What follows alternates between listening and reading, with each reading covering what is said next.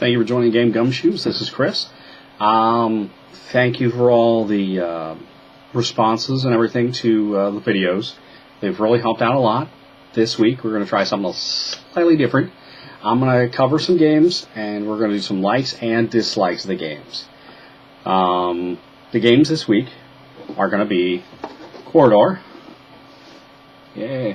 and a game called GotEm. This is by Calliope Games. Quoridor, which is the first one I'm going to cover, is by Gigamic.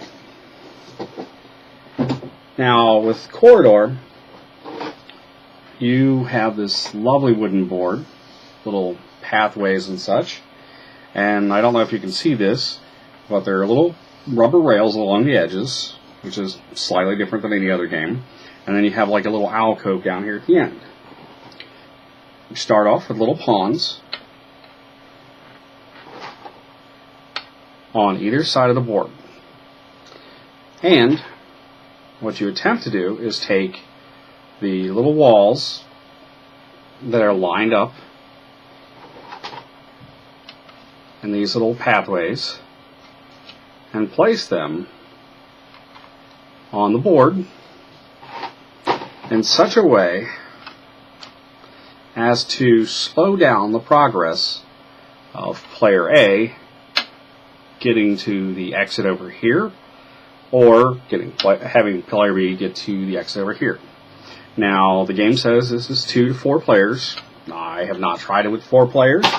And the nice thing about a game like this is if you lose any tiny walls, which this was missing some, you can always go down to your local hobby shop, find a little piece of wood that matches this, fits in the grooves, cut them up, and place them. Now, the reason I picked the 2 separate games is, to me, they seemed very similar when I first looked at them, but the rules are slightly different. Quoridor was one of my finds at one of the local cheap places. GotEm was actually sent to me. Again, nice, colorful box. And Calliope Games, I don't know if you know, but they carry Suro and things like that. Love it. Love Suro. Love GotEm. Quoridor's not bad, but it can be very limited in how much you can play it. GotEm, thankfully, has 2 gameplays. It's got the colored one and a white side.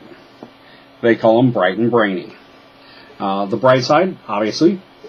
The brainy side, this side. Nice, sturdy plastic.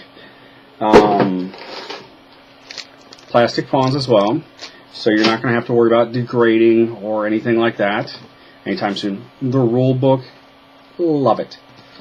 You know, it starts off with this, and then you just flip up, and then you flip through the extended rules. Definitely a unique set of rules. Now, the way GotEm played is very similar.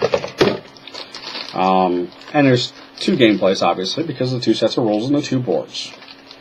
Now, brainy is supposed to be the harder of the 2, but unfortunately I didn't find it that way.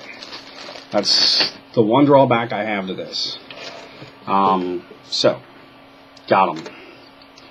You've got, 4 colored pawns, standard plastic pawns, easy to replace because you can get them anywhere. I don't know if Calliope Games has the possibility of you being able to order stuff from them directly. Now, in the bright game rules, you have playing cards as well. Now, the cards are shuffled up. You get 3 dealt to each player, and on these, they actually tell you what colors and how much movement. They even have, where is it? cards that allow you to use whatever color you want. Some of the cards give you the ability to not only place a wall on that specific color, but it also gives you a chance to remove walls, and like I said, they tell you how many to move. So basically, with GotEm, if I were to play this card, I could place my wall on any red square. So there's a red square here, I can place it here. There's a red square here, so I could actually place it there. Let me get it in there as well. Sometimes the parts can be a little stiff, but you know, when you play any good game, it's going to develop. And then it says that I can move up to 2 squares. Now, the point behind GotEm is to not get squared in.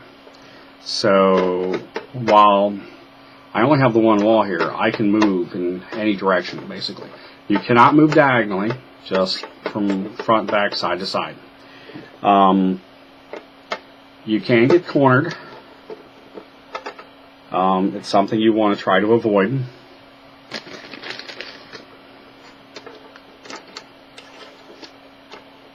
So if you see the game like that, try to tilt it a little bit. See how there are 2 walls and there's nowhere for you to go? It means you lose. This is up to 4 players. We've played it up to 3, and it's still a fun game.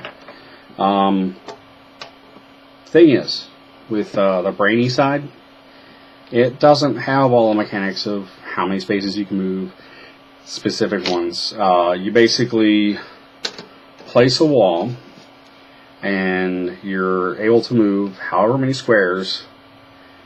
It's like 1 square plus however many squares based on how many walls are surrounding you. So with 1 wall here, I can move up to 2 squares.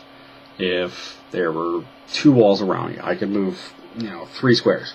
And if I was surrounded by 3 walls, I can move up to 3. Now I keep saying, brainy side's supposed to be harder than the bright side. Personally, I think the bright side has more strategy involved, mostly because bright side does not give you the option to walk through walls or tear down walls. You're pretty much stuck just running around trying to pin somebody in. Easy to do if they've got no way to get out. But on the bright side, you've got the strategy of, am I going to move 2 turns? Am I going to move 3? Am I just going to move 1? Yeah, I may be boxed in, but if I've got a card that allows me to place a wall and take 1 down, it gives me an exit. Not saying it always helps, because I kind of got lost the other day because of I thought I was clever, but didn't work out. But if you get a chance, try GotEm, try Quoridor, and try any games from Gigamic and Calliope. I'm sure you won't get disappointed. Thank you, and we'll see you next week.